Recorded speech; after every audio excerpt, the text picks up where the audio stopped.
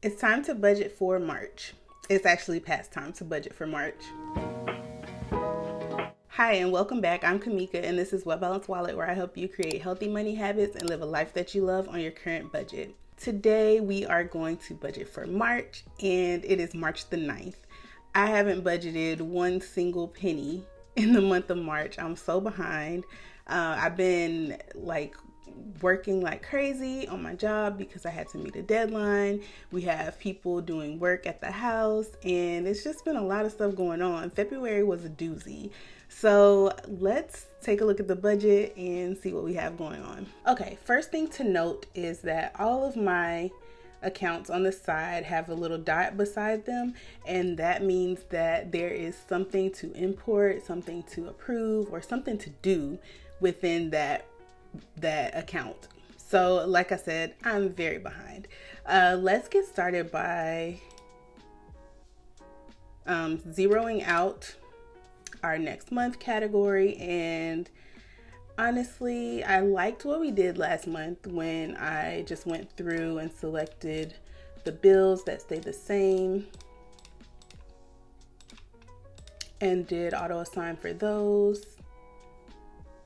Okay, and let's just double check. So our our car insurance actually went up to, I think, $135. I need to double check that. And then let me go ahead and edit our target because it's going to be $135 from now on. Save target. Okay, and we're going to zero out the loans since we're not paying those yet. So that money just went back up to the top. Everything else here looks good. Okay, about the mortgage. So our mortgage changed for 2023 starting in March, actually starting on March 1st, and it went down from $1,407.91 to $1,325. The reason is because our escrow was lower than it should have been, which is why our mortgage has fluctuated every single year since we've been in this house. So they gave us the option to prepay the escrow. I think it was like $420 something or maybe $460 something. And if we did that, our mortgage would go down to $1,325. And that's exactly what we did. So our monthly mortgage is $1,325. And we've been paying $1,576, I think, every month, and we're going to continue to do that. We'll just have more money to pay towards the principal since our mortgage went down. So all of that to say, I'm still going to budget the $1,407.91, and then as we get paid throughout the month, I'll add that extra $169 here and adjust our extra principal payment to whatever it's going to be. No math today, we're just budgeting. So we already started budgeting here for our home maintenance and repairs, and this category is pretty much going to be empty at the end of March. Well, it won't be completely empty because we'll keep filling it back up, but this amount here is going to be pretty much gone because we're getting some work done at the house, but we'll build it back up quickly, especially since we have targets set for this category, so that's going to be fine. Okay, groceries, we do 100 a month. Groceries, we do 100 a week. And it looks like there's 4 weeks in this month. So the total needed is 400. So we'll put the $390.02 here. Restaurants, we need 150. Okay, for spending money. I don't have my iPad to do Siri. Hold on just a second. Be right back. Okay, so this budget with me is all over the place. Very chaotic, but let's keep going. Let's see. Random number between 25 and 80. The answer is 63. Ooh. Okay, so we got another high month. Kara's going to be so excited. So we'll get 63 here, 63 here. Okay. Household goods, we need $100. Miscellaneous, we need 200. Entertainment is 50. Okay, so we have $507.63 left for our sinking funds. Let's see what we want to do.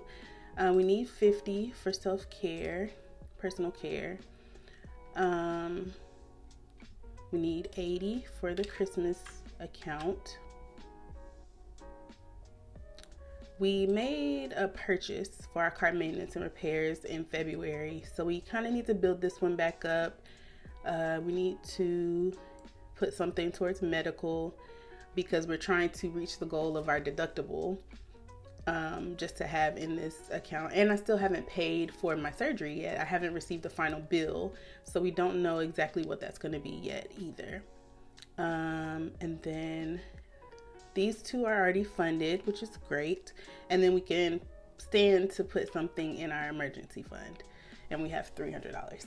Okay, let's prioritize. I like to keep $600 in the car maintenance and repairs category.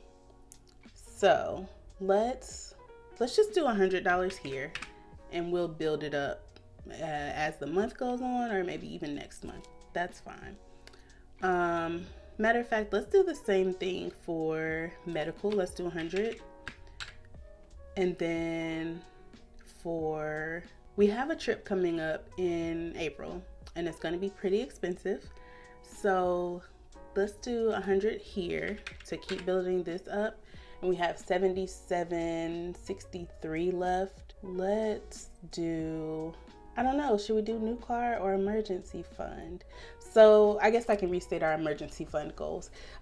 We are slowly building up our emergency fund to 1 month of our expenses, which is $35.60. And right now we're at $26.23. And like I mentioned before, we're not as concerned about building up this emergency fund quickly because we have so many sinking funds to cover different things that may come up, but we know that we need to have a fully funded emergency fund in our bank at some point. So I think, yeah, let's go ahead and do $77.63 towards the emergency fund. And then as we pay our bills throughout the month, we'll come back and add more money to some of these other sinking funds like the new car, and then we'll add more to the treat yourself and car maintenance accounts just to beef those up. I think that's a solid plan. Let me know in the comments if you would have made a different decision for our last $377. Okay, so I know this video was chaotic all over the place, but I have a lot of catching up to do with these transactions that are waiting for my approval. So that is all for the March budget with me. I hope you enjoyed seeing real life budgets. Sometimes we get behind, it's okay. Pick up where you left off or do a fresh start.